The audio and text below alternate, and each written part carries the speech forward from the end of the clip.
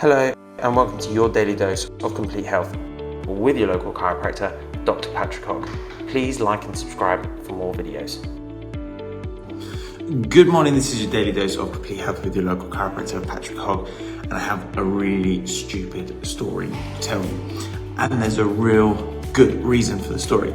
So there was once a man walking down the street, walking past the house, walks past the house and he hears this dog howling from the house and thinks, bit odd, but carries on with his day to work and doesn't really kind of think anything of it because it's the first time he hears the dog.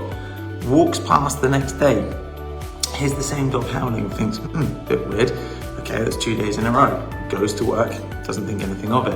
On his way home, the same dog is making the noise and he thinks to himself, I really should stop at this house if this dog is doing it again the next time I walk past. So continues on his journey home, and as you would probably expect, he walks past the same house again, and guess what he hears?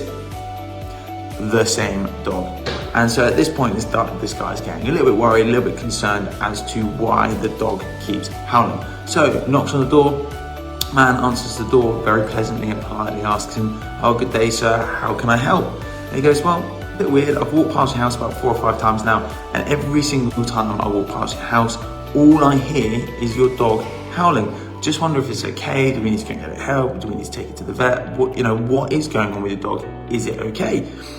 And the man just goes, oh yeah, absolutely fine. Yeah, do you want to come on in? I'll show you the dog. And the guy was like, no. I mean, I believe you that the dog's okay. He said, no, come in. I will show you the dog.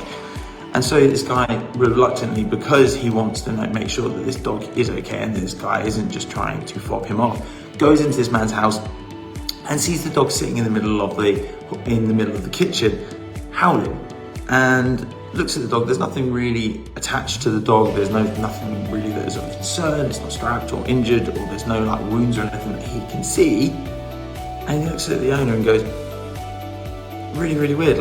What is wrong with your dog? And the owner turns around and says to him, he goes, well, there's this loose nail in the floor and it's sticking up and it's poking in the dog. To which the guy that's been walking past every day says, well, why doesn't he move off the nail? To which the owner turns around and says to him, I suspect it just isn't hurting quite enough yet. And the funny thing is this is a really stupid story, but the dog sitting on the nail is what so many people are doing in their lives right now.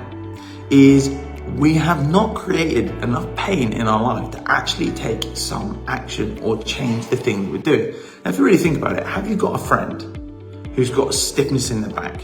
Or have you got a friend who's in a relationship you know implicitly shouldn't be in that relationship? Or have you got a friend who, despite all the advice and efforts and help that everyone is trying to make for them, still chooses the unhealthy option, continues to put on weight, and just isn't really paying that attention to the health? Maybe you have people that have recreational abuse problems.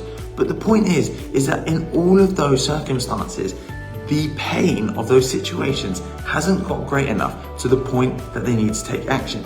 Let's give an example. Someone with lower back achiness and stiffness that decides not to do anything about it, they develop full-blown sciatica or they blow out a disc, and it results in them having to have surgery, rehabilitation, blah, blah, blah, blah, blah. But the point is they'd have taken action when they were just sat on the nail rather than waiting for that nail to fully get stuck and cause tetanus. The point is they could have solved the problem a hell of a lot earlier. Same again when we look at stuff like relationships. Could we be causing permanent mental damage by staying in an abusive relationship? Could we potentially be causing a heart attack if we decided not to take any action on losing the weight? Will we lose the competitions if we don't do the training? The point is that all of us will have that little nail that is causing a little niggle in our life that we are not taking action to change. So, what is the little nail in your life that you need to be removing from your side? That little thing that you maybe are letting build up, but when are you gonna let that nail completely take over your life? So like I say, Tony Robbins always says that our life, the pain has not got great enough yet. And the reason why he always says this is that actually realistically, there's always that little nail in our life that someone isn't taking action for. And like I say, it hasn't become big enough that it's caused a big enough concern in our life that we're willing to take the uncomfortable change, because most of the time it's going to be a little bit uncomfortable It's going to be uncomfortable to change. It's going to be uncomfortable having to get up at 5 o'clock in the morning and go to the gym. It's going to be uncomfortable having to make that little bit of extra effort to go to the gym a little bit longer. It's going to be uncomfortable to have to move away from a relationship that we know is not working for us. It's uncomfortable. And so I say, the pain of sitting on the nail can sometimes seem a lot less than the pain of actually changing the problem. Just some inspiring thought for you. Don't sit on the nail. Patrick here from Complete Health. This is your Daily Dose. We'll speak to you again very, very soon. Take care for now. Oh, good morning.